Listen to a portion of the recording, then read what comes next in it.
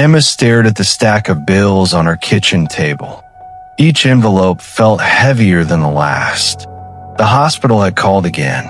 Her father's treatment couldn't wait, and she didn't have the money. She sat there, quiet, feeling trapped. This was the moment when she wondered if she could handle it all. Emma lived in a small apartment with her father. He had been sick for months. She loved him more than anything, but the medical bills were growing faster than she could earn. Every day was a battle. She worked long hours at a small office job, answering emails, filing papers, pretending everything was okay. But when she came home, reality hit.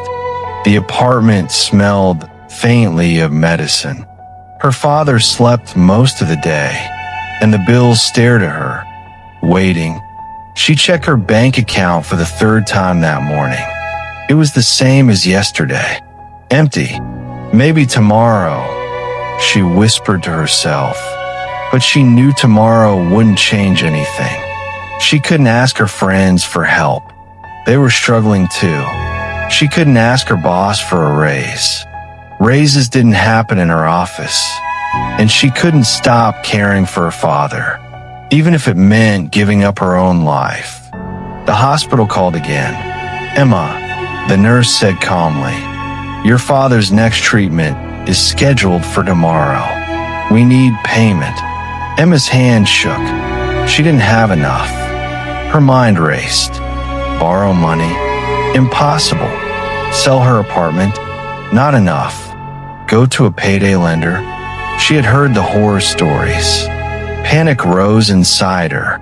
She felt like the walls of her small apartment were closing in. Every breath felt heavier. She sat on the floor, staring at the bills. Her father slept quietly in the next room, unaware of the storm coming. Emma felt her chest tighten. Tears came slowly, silently. She had never felt this powerless, but she refused to give up. She had to find a way. Then she remembered something her friend had told her.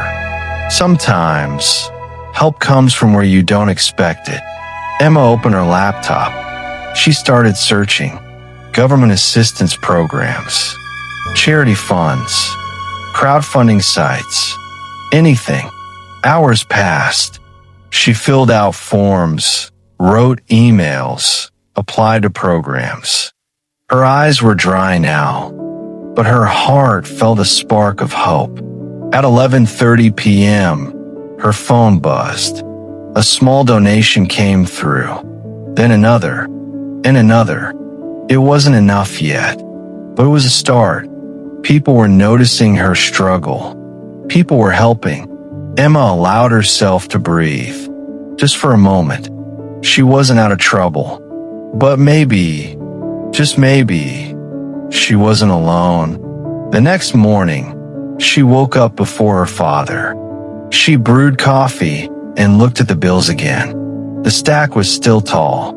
The debt was still there. The treatment was still tomorrow. But Emma smiled faintly, because for the first time in months, she felt like there was a way forward. And sometimes, that is all you need to keep going. She whispered to herself, "I can do this, one step at a time." Emma had no idea how tomorrow would turn out, but she had hope. And hope, she knew, was stronger than fear. Thank you for watching. Follow, subscribe for more stories.